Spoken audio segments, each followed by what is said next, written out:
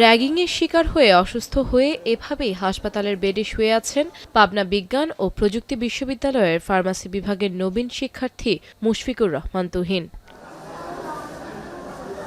গত ২১ জুলাই দুপুরে পৌরসভার বাংলা ক্লিনিক এলাকার একটি মেসে ১৭ ব্যাচের ফার্মাসি বিভাগের শিক্ষার্থী সোহানুর, সাকিব, জাহিদ, তানিম, ইউনুস, মুশফিক ও সাইদুর সহ কয়েকজন মিলে তুহিনকে র্যাগিংয়ের নামে হেনস্থা করেন।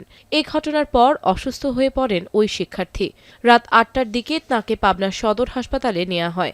পরে র্যাগিংয়ের ঘটনা শুনে চিকিৎসক তাৎক্ষণিকভাবে পুলিশকে খবর দেন এবং রাজশাহী মেডিকেল কলেজ হাসপাতালে রেফার করেন।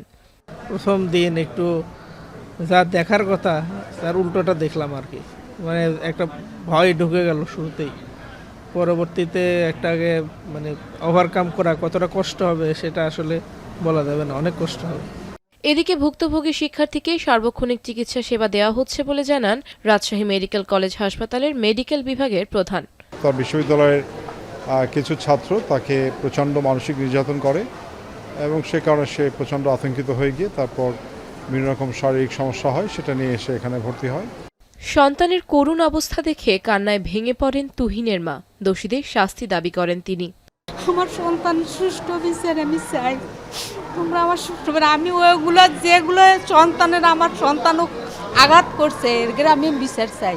সাধারণ শিক্ষার্থীরা ঘটনাটির তদন্ত করে দোষীদের বিরুদ্ধে ব্যবস্থা নেওয়ার দাবি জানান।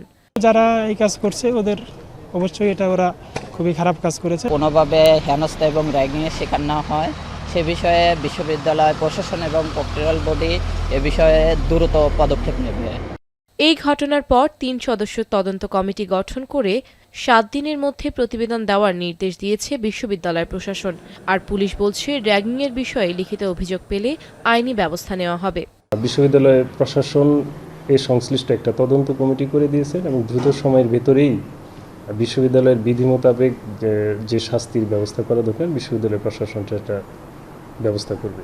এই বিষয়ে আমাদের কাছে কোনো অভিযোগ আসেনি, তবে এ বিষয়ে আমরা যদি কোনো অভিযোগ পাই তাহলে আইনানুগ ব্যবস্থা গ্রহণ করা হবে। অভিযোগের বিষয়ে বক্তব্য জানতে অভিযুক্ত সিনিয়র ব্যাচের একাধিক শিক্ষার্থীর সঙ্গে বারবার যোগাযোগের চেষ্টা করা হলেও কেউ ফোন ধরেনি। এখন পাবনা।